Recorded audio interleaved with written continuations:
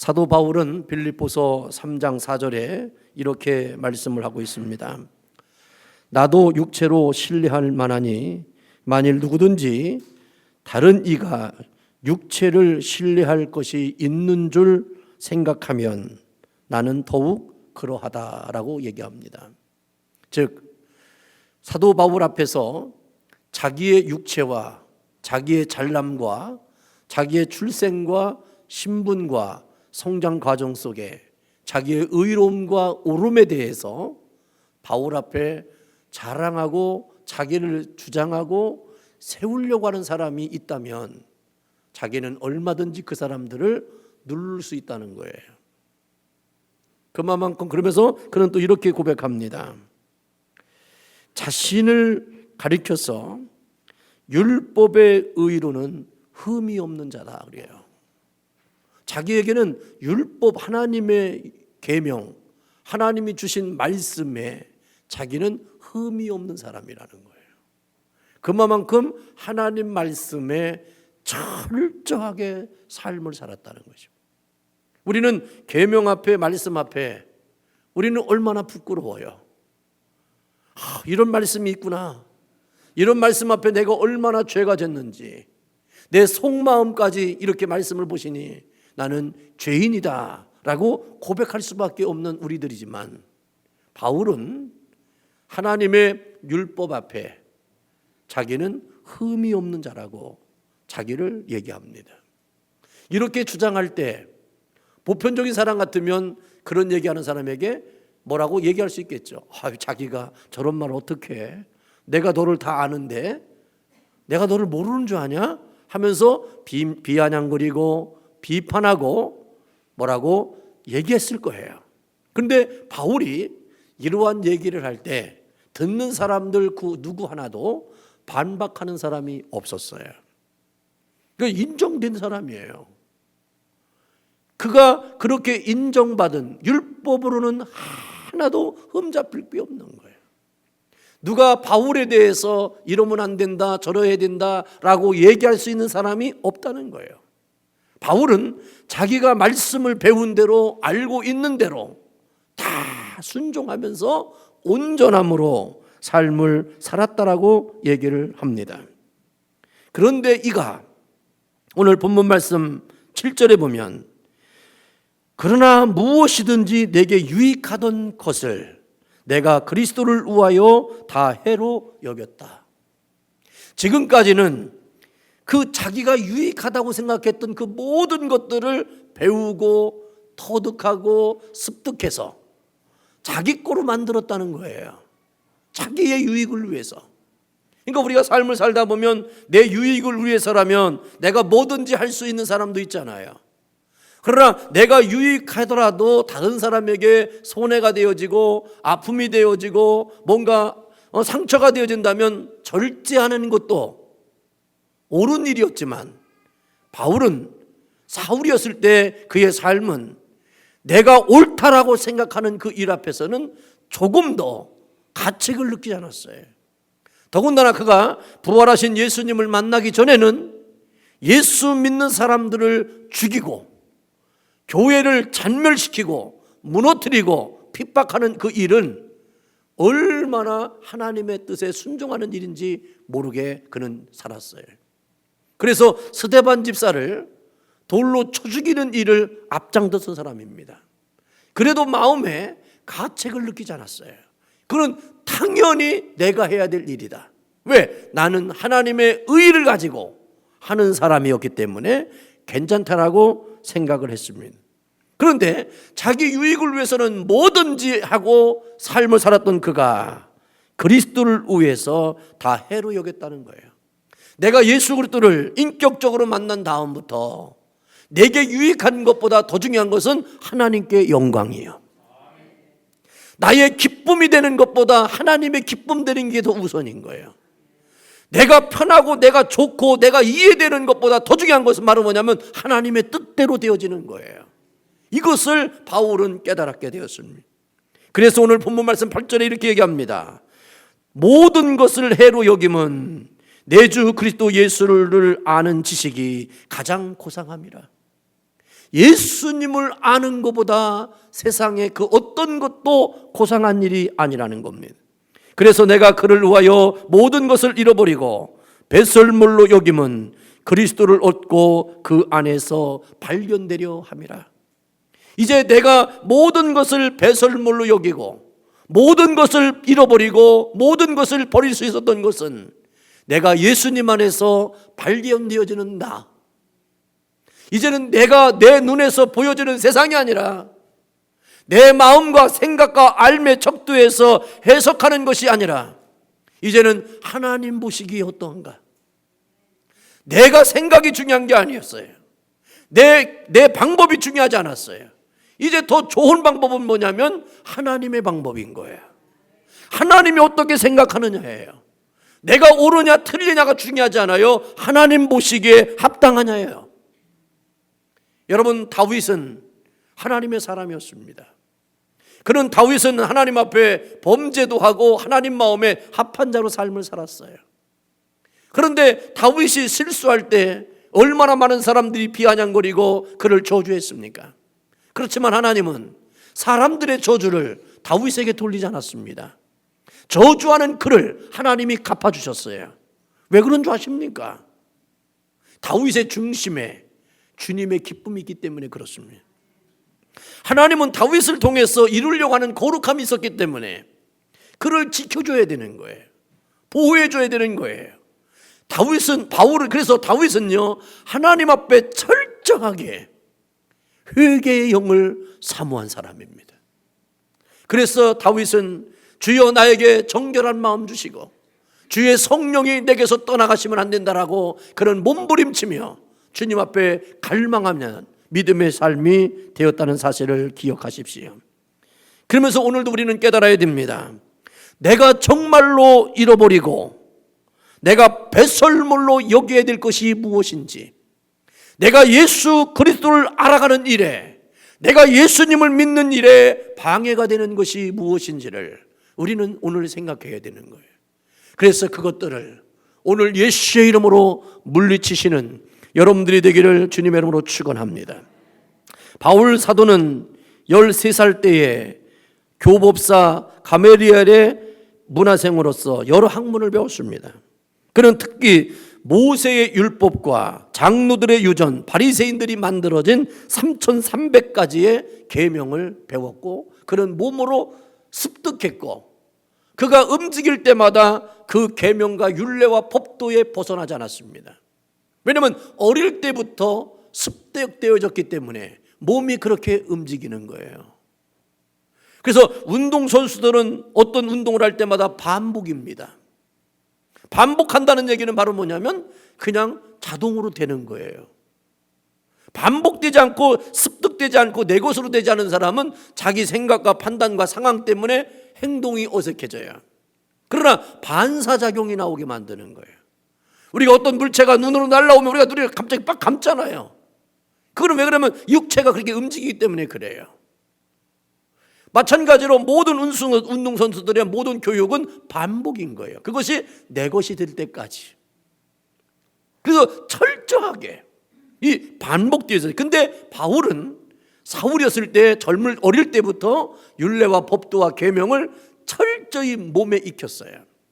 그래서 지금도 유대인들은 아이들이 언어가 있을 때마다 성경을 외우게 만듭니다. 성경을 외울 때 잘 뜻도 모르고 알지도 못하고 이해도 못하는데 왜 외우게 합니까? 라고 얘기하고 반문할 때 이렇게 그들은 얘기합니다. 지금 하나님의 말씀을 이해하고 순종할 수 있는 것이 중요하지 않다는 거죠. 아무리 나이가 많아도 아무리 지식이 많아도 하나님의 말씀과 진리는 하나님의 영이 임해야 깨닫는 것이지, 내가 어떻게 나이가 먹었다고 해서 많은 지식을 얻었다고 해서 하나님의 거룩한 진리의 말씀을 해석할 수 있는 능력이 없다는 거예요. 그런데 왜 어릴 때부터 그렇게 해야 되느냐? 그들이 말씀을 갖고 있으면 살다 보면 그 말씀이 생각나서 그 말씀으로 그 모든 것을 해석할 수 있는 능력이 생긴다는 거예요. 우리가 어릴 때 그러잖아요. 뭐 음식을 부모님이 싹 차려놓으면 그래요. 아유 배불러요 배불러요. 그러면 뭐냐면 얘야 먹어둬라. 먹어두래. 먹어두면 언젠가 필요할 때가 있다는 거야. 그러면서 너희들 젊을 때 많이 먹어둬라. 나중에 나이 먹으면 못 먹을 거다. 그 말이 맞아요. 어릴 때 뭐라 그래요? 젊은 사람들이 그래요. 야, 할머니 할아버지들은 시간도 많으니까 책을 읽을 수 있는 시간이 좋겠다. 그래서 할머니 할아버지한테 최고의 안 좋은 선물은 뭐냐? 책 사주는 거예요.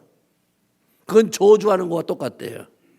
왜냐면 연세가 드셔서 책을 읽으려면요, 침침해서 읽기도 어렵지만 한 줄 읽고 나면 두 번째 줄 읽으려면 앞에 뭐 읽었는지 생각이 안 나. 그러니까 눈 밝을 때 열심히 읽어라, 젊었을 때만 읽어라, 뭐 할 때만 읽어라. 그러니까 공부도 할 때가 행보하라 이렇게 얘기해요. 근데 그때는 젊을 때는 그 말이 이해가 안 가. 괜히 하는 것처럼 들려지고 괜히 공부 억지로 시키려고 하는 것 같아. 그런데 나이 먹어보시오. 안 돼요.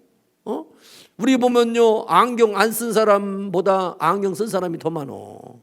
그리고 얼마나 요즘은 거짓말도 잘하냐면 안경 안 쓴 줄 알았더니 보니까 다 렌즈 끼고 다녀가지고 안 쓰는 거더라고 보니까.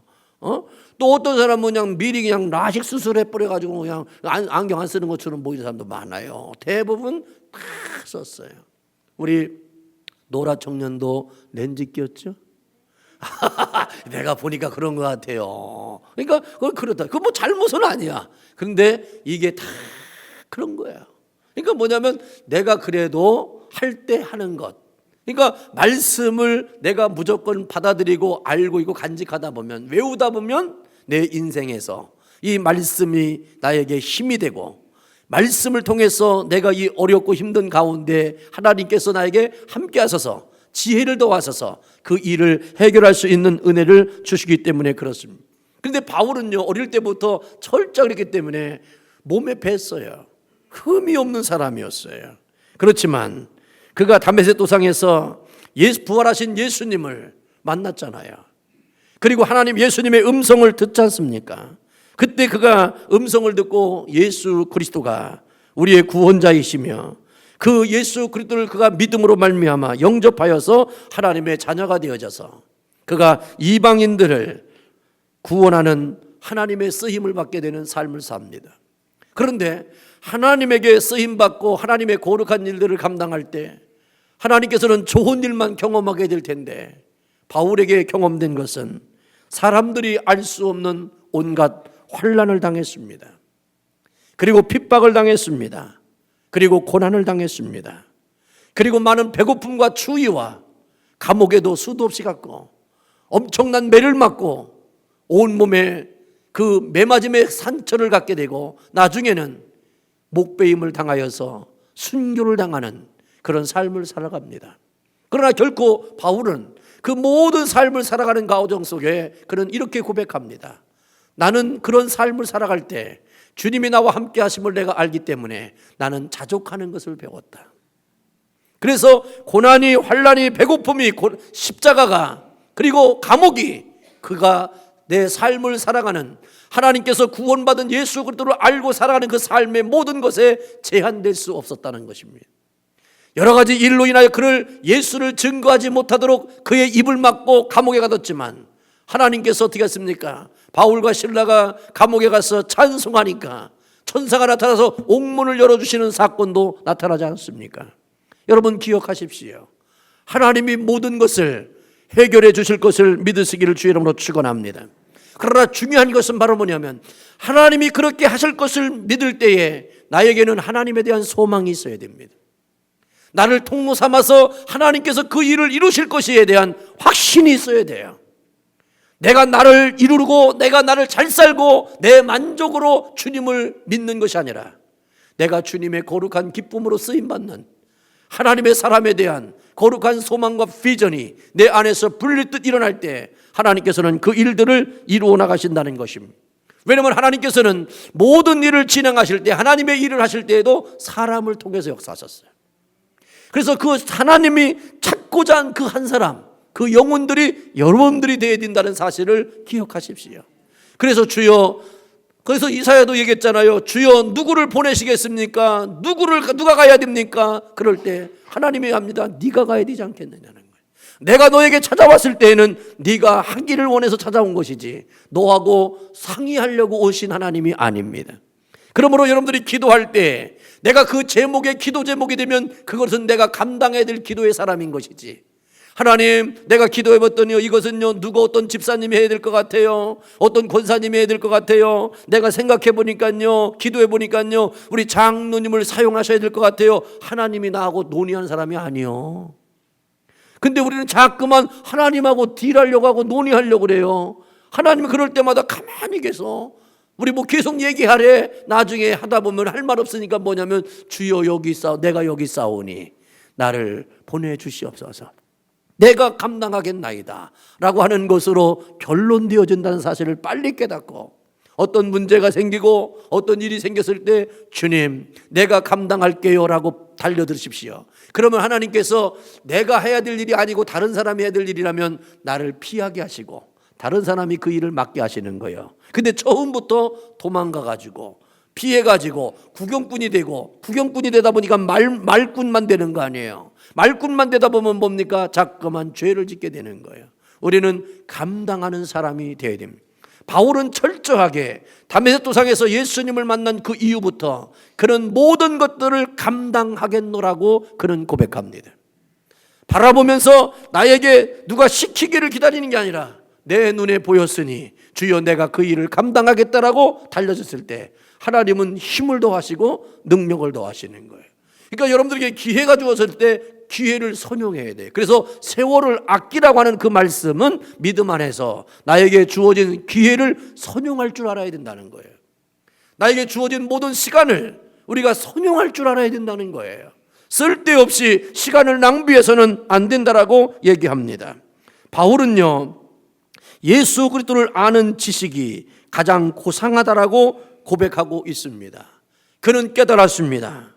세상적인 어떤 학문도 지식도 죽은 사람을 부활시키거나 영생을 줄 수 없다는 것을 부활하신 예수님의 음성을 듣고 깨달았어요. 그는 세상의 지식과 그의 가문과 그의 학문과 그의 모든 육체에 부족함이 없던 사람이었습니다. 그래서 예수를 믿는다는 그 자체가 자기에게는 불편함이었고 싫었어요. 그걸 믿는 이유를 몰랐어요. 그러나 부활하신 예수를 만난 다음에 바로 여기서 내가 믿어야 할 것은 바로 예수님밖에 없다는 것을 깨달았어요.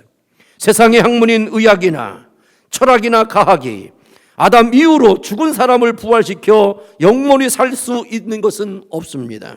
오로지 예수를 아는 지식으로만 부활의 생명과 영생을 얻을 수 있다는 것을 바울은 깨달았어요.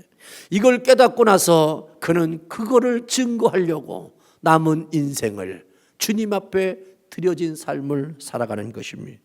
그래서 예수님께서는 나는 부활이요 생명이니라고 요한복음 11장 25절에서 말씀합니다. 그래서 고린도전서 2장 2절에 보면 사도 바울은 이렇게 얘기합니다. 내가 너희 중에서 예수 그리스도와 그의 십자가에 못 박히신 것 외에 아무것도 알지 않기를 작정했다고 그랬어요. 그러니까 십자가, 예수의 십자가 외에는 더 이상 알 것을 생각하지 않는다고 그랬어요. 여러분들은 뭐가 그렇게 궁금하세요? 여러분들 뭐가 그렇게 의심스럽세요? 뭐가 그렇게 호기심 있어요? 우리가 교회를 다니는 것, 예수를 믿는 것은 결국 다른 거 아니요, 예수 십자가 외에 알려고 할 게 없어. 오직 왜 내가 교회를 온 것은 나를 구원하신 예수님을 바라보려고, 나를 구원하신 그 예수님이 나와 지금도 함께 동행하심에 대한 믿음의 고백을 선포하려고 내가 주 앞에 온 거예요. 내가 예수를 만나는 것이 중요한 거예요. 그래서 바울은요, 갈라디아서 6장 14절에 내게는 우리 주 예수 그리스도의 십자가 외에는 결코 자랑할 것이 없나니 그리스도로 말미암아 세상이 나를 대하여 십자가에 못 박히고 내가 또한 세상에 대하여 그러하니라.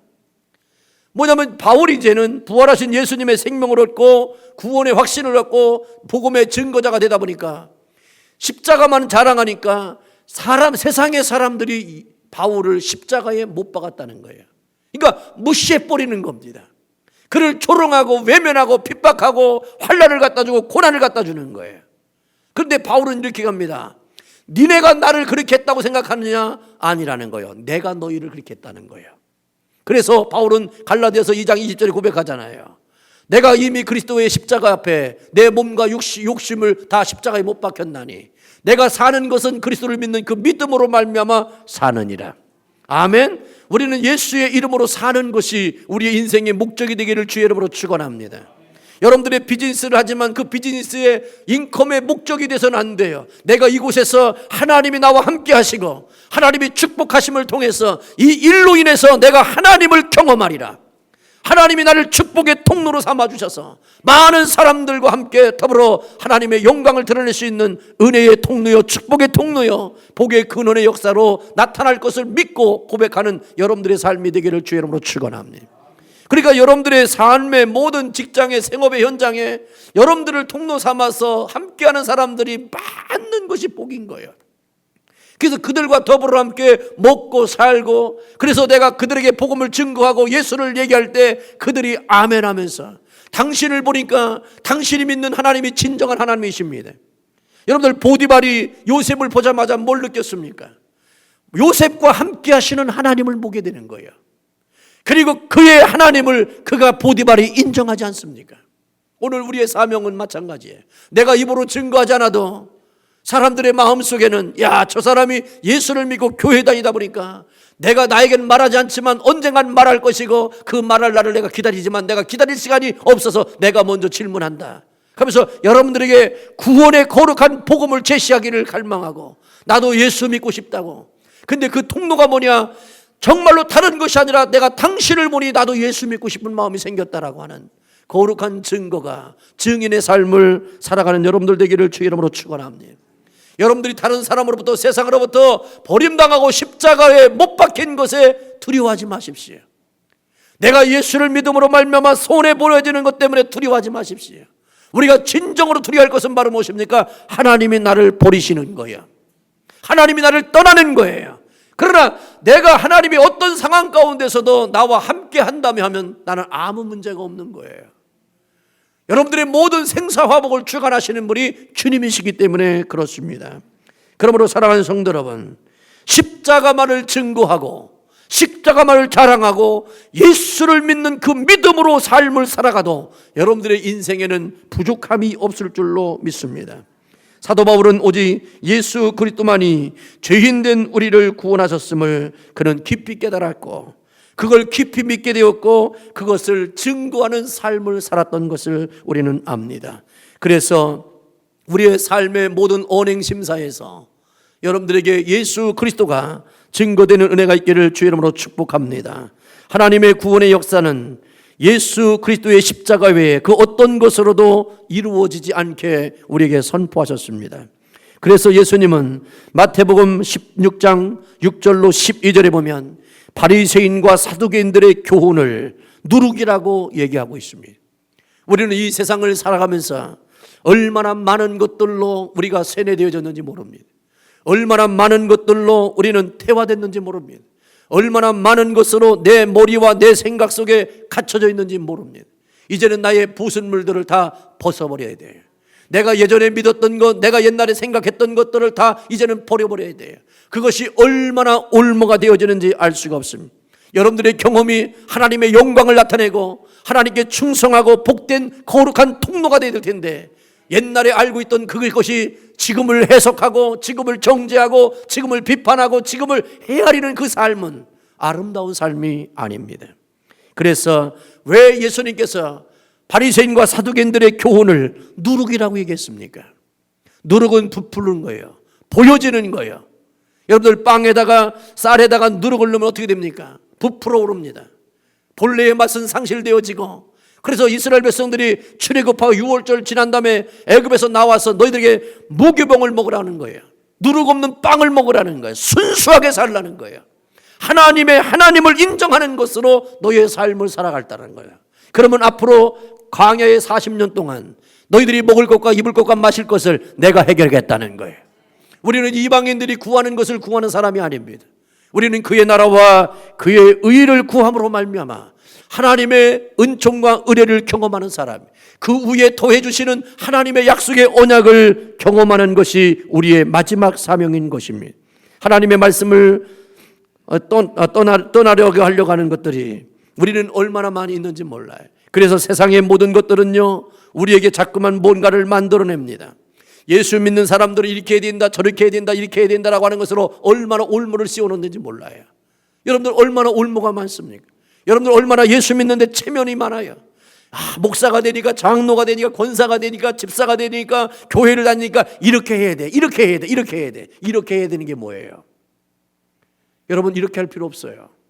오직 우리는 예수 그리스도를 믿는 것 외에 다른 것이 없어요. 이렇게 하는 것이 아니라 이렇게 살 수 있도록 역사하시는 성령을 내 안에 받으시고 말씀을 받으셔서 살아가면 되는 거예요. 이렇게 한 것 때문에 여러분들 얼마나 많은 스트레스가 되는 줄 아십니까? 내가 이렇게 한 것 때문에 그렇게 하지 못하는 사람을 얼마나 우리는 정죄하는 줄 알지 못하잖아요. 여러분들 왜 우리가 정죄해야 되고, 왜 부끄러움을 당해야 되고, 왜 그렇습니까? 우리는 예수 안에서 자유해야 돼요. 그래서 예수님께서 말씀하시잖아요. 수고하고 무거운 짐자들아 다 내게로 오라는 거예요. 예수님을 만나면 내 짐이, 내 멍에가 가벼움을 알아요. 예수님 앞에 오면요, 나 같은 사람이 얼마나 행복한 사람이라는 걸 알아요. 어떤 사람은요, 자기가 자결하려고 그랬어요. 너무 힘들어서. 근데 예수님 앞에 나와서 성전에 와서 엎드려 기도하다 보니까요, 내가 자살할 얘기가 아니라 앞으로 살아야 될 이유를 발견했다는 거예요. 아멘? 여러분, 힘들어 하실 일이 얼마나 많아요. 그러나 여러분들 예수 앞에 나와서 기도해 보세요. 힘든 일이 하나도 없어요.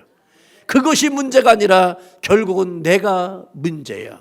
그래서 주님은 말씀하십니다. 네 믿음 없는 것이 문제니라. 내가 믿음 없는 걸 도와주세요. 그래서 여러분들 기억하십시오. 예수님 하실 만하거든 무엇인가 해보십시오라고 할 때, 얘야 할 수 있거든 무슨 말이냐, 믿는 자에게 능치 못할 일이 없느니라. 언제 우리가 내가 하는 것으로 살았어요? 시작하는 데 없는 되돌아보세요. 지금은 다 잊어버려가지고 시작할 때 하나님의 은혜와 은총으로 되어진 것을 우리는 시작할 때는 알았는데, 삶을 살다 보니까요, 시간이 지나다 보니까요, 내 공력과 나만 남아 있어요. 그러다 보니까 어떻게 됩니까? 주님으로부터 멀어지는 거예요. 그리고 자꾸만 울타리가 생겨지고 자기의 형식이 생겨지고 자꾸만 뭔가 만들어 놔가지고 거기에 나를 갖춰놓는 거예요. 그러다 보니까 예수를 잃어버리는 거예요. 하나님의 은혜를 상실되는 거예요. 그러면서 생각해 보세요. 모든 것을, 그래서 예수님께서 에베소 교회를 향하여 말씀하신 것이 바로 뭐냐면 첫사랑을 잃어버리지 말라는 거예요. 부부지간에도 마찬가지예요. 첫사랑을 잃어버리면 안 돼요. 살다 보니까 싸울 일도 얼마나 많은지 몰라요. 화날 일도 많아요. 그냥 의견이 다르고 고집 부리는 것도 얼마나 많은지 몰라요. 여자가 갱년기 지나가니까 얼마나 고집이 세지는지 모르고 눈을 아래 위로 막 떠요. 그리고 그렇게 해야만 된다라고 주장하려고 달려들더라고요. 그렇지만 아직은 밀릴 때가 아니기 때문에 버팅기고 있지만, 내가 보니까 60 넘어가신 분들은 많이 흉청흉청 되는 것 같아 보니까. 70 넘으신 분들은 그냥 어찌할 뻔을 알지 못하고, 80 넘으신 분들은 그냥 죽어서 사는 것 같고 그렇더라고요. 그러나 여러분, 하나님께서는, 여러분들 꼭 기억하십시오. 아무리 여자분들이 훌륭하고 똑똑해도 하나님의 가정의 축복권은 남편에게 있어요. 그거를 살려주셔야 집안이 거룩한 집안이 되고 하나님이 그 집안을 끝까지 축복하셔요. 그런데 내가 우리 남편을 안부로 하고 뭐하고 하려고 했다 보세요. 그럼 나중에 하나님께서 남는 게 하나도 없게 만들어. 그러니까 여러분들 축복하실 대상, 여러분들이 존경해야 될 대상. 그래서 제가 어릴 때 제가 깨달은 게 있어요. 부모는 가르침의 대상이 아니에요. 존경의 대상입니다. 제가 어느덧 철이 들고 나이가 먹다가 우리 어머니를 가르치려고 하다가 되게 혼났습니다. 눈물 콧방울 다 떨어지게 혼났습니다. 그러면서 우리 어머니가 가르친 게 있어요. 부모는 가르치려고 하지 말아라는 거예요. 공경하라는 거예요. 여러분들 자녀들이 여러분들을 가르치려고 한다고 해서 내가 됩니까? 부모는 가르침의 대상이 아니라 나를 이 땅에 태어나게 하시고 나를 이 땅에 존재케 하신 통로로 쓰임받았기에 나는 죽을 때까지 어머니가 부모님이 살아 계신 동안 무조건 우리는 공경해야 되는 거예요. 이래라 저래라 하면요, 부모님은요 집에 가서 통곡하십니다. 눈물을 흘리십니다. 여러분들의 부모를 눈물바다와 눈물로 인생을 살게 하려면 자꾸만 가르치세요. 그러면 자녀 부모들은 내 앞에서 나타날 수가 없습니다. 내 앞에서 어떠한 말도 표현도 못합니다. 왜? 자녀들이 부모가 자식을 가리키면 자식은 그렇게 성장합니다. 그러나 부모는 자식이 가리키면 가리킬수록 더 작아지는 거예요. 그러니까 절대로 가르치려고 하지 마세요. 그리고 여러분들 남편도 가르치려고 하지 마세요. 그리고 부인도 가르치려고 하지 마세요. 서로 예의를 갖추세요. 옆 사람하고 인사합시다. 저에게 예의를 갖춰 주시지요.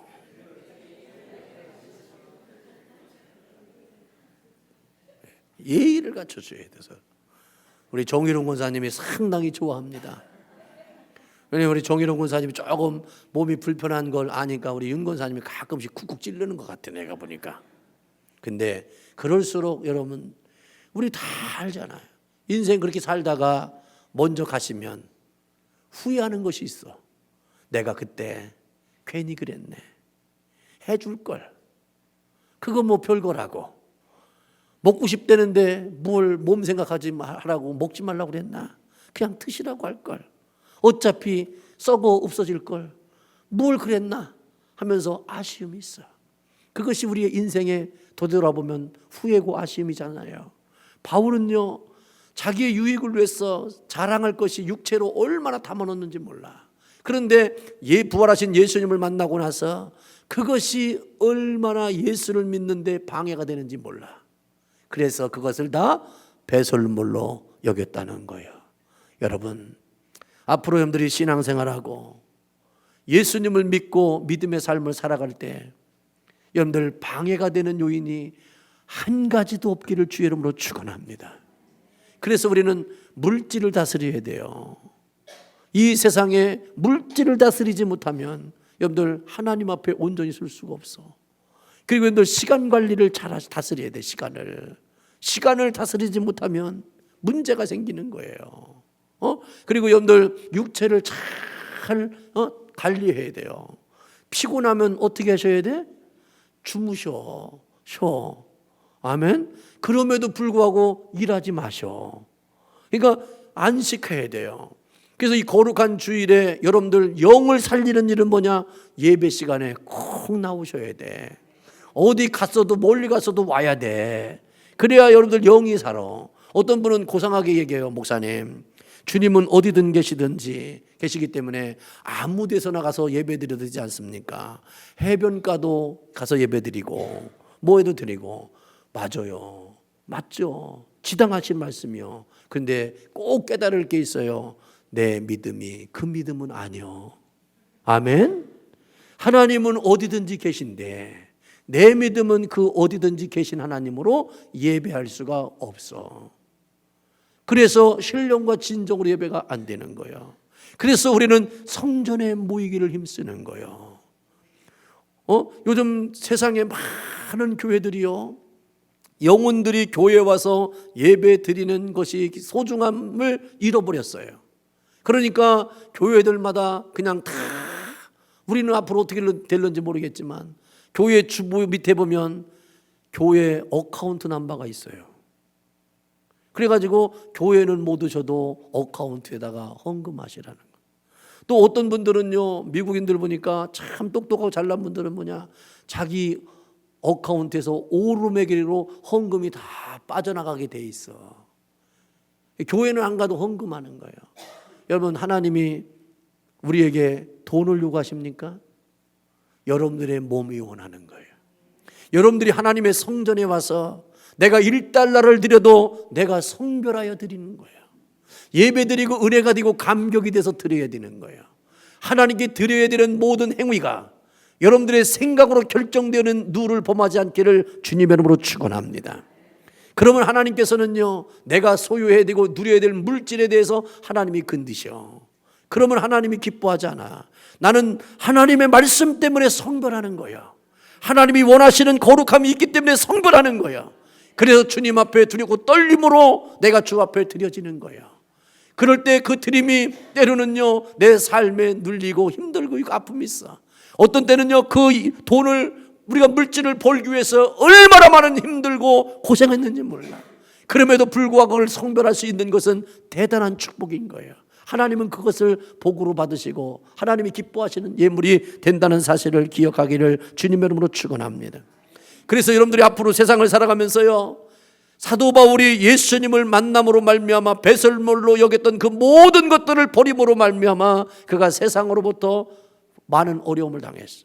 지금도 마찬가지죠. 이 시대도 예수님을 믿는 것 때문에, 내가 진리의 말씀으로 순종하며 사는 것 때문에 핍박받는 시대가 되었어요. 지금 요즘 학교에 가보면요, 아이들 점심시간 때 식사시간에 기도 못합니다. 내가 감사해서 식사 기도하면 누군가가 하나 선생님한테 이르면 선생님이 나보고 와서 그래요. 얘야, 네가 기도하는 건 중요하지만 다른 사람이 기도하는 게 바들이 된다고 하니까 안 했으면 좋겠다. 눌려. 근데 이슬람 사람들은 어떻게 됩니까? 수업 시간 하다 말다 그냥 이렇게 포대기 깔아놓고 그냥 절하잖아. 그 사람들은 못 막아. 왜? 종교의 자유를 외치니까. 왜 우리 기독교인들은 왜 멍청맞게, 뭐 잠깐만 바보스럽게 이렇게 눌리고 뭐 하면 꼼짝 못하고 왜 잠깐만 죽어 들어가요? 왜? 진리에 대해서 약해졌기 때문에 그래. 그들은요, 생명 걸고 하니까 아무도 못 건드려. 그러나 기독교는 생명의 종교입니다. 피의 종교였습니다. 정말로 순교의 피를 흘려서 이만큼 된 거예요.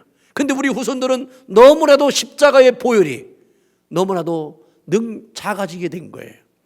지금 많은 교회가 형성되고 복음이 현재까지 이루어진 것은 바로 뭐냐요?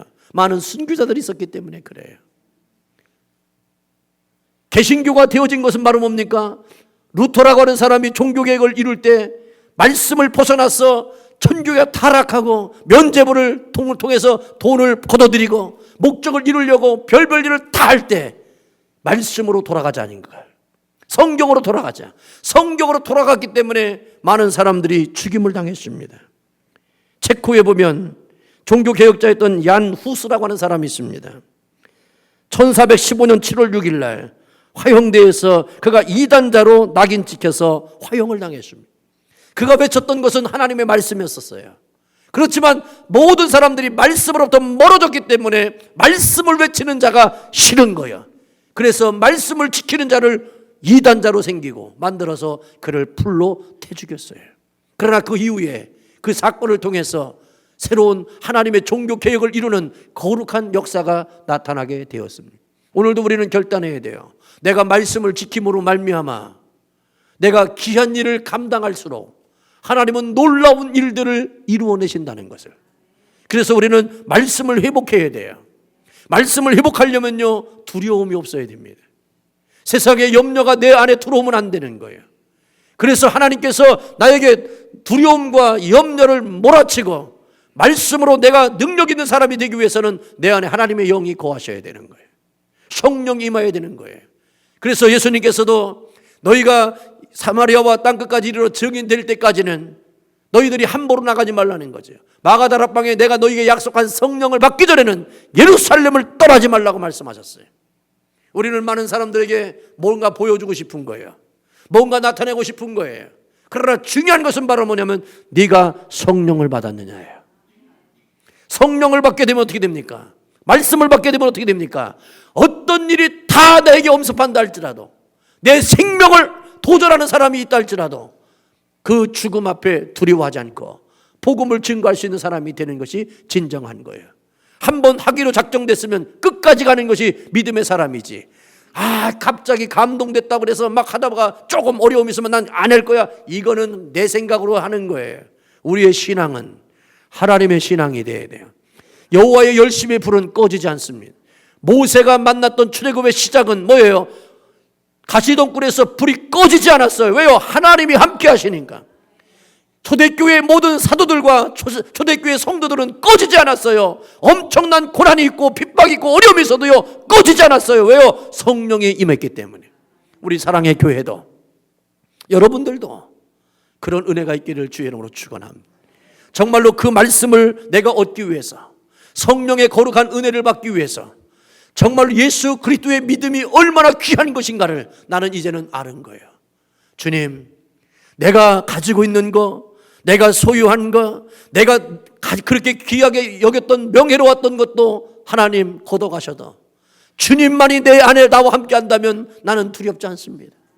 나는 그것 때문에 나는 시작한 인생이요, 그것으로 난 인생을 결론 낼 겁니다. 예수로 나를 시작하고 나는 예수로 결론될 것으로 여러분들이 작정된 마음으로 살게 되면 하나님은 여러분들에게 시험 주지 아니하고 복의 복을 더할 줄로 믿습니다. 그리고 어떤 것이 내게 와도요, 나는 주님이 하라 하시지 않으면 나는 하지 않아요. 주님이 나를 떠나지 않는 이상 나는 주님을 떠날 수 없어요. 주의 거룩한 약속의 언약이 여러분들에게 있기를 주의 이름으로 축원합니다. 오늘 바울은 고백합니다. 예수를 아는 것이 가장 고상한 것이라고. 여러분, 다른 것으로, 여러분들 고상한 것으로, 세상의 것으로 채우려고 하지 마시고 내 안에 있는 예수가 나를 가장 존귀하고 귀하게 이루신다는 것을 믿고 고백하는 여러분들의 삶이 되기를 주님의 이름으로 축원합니다.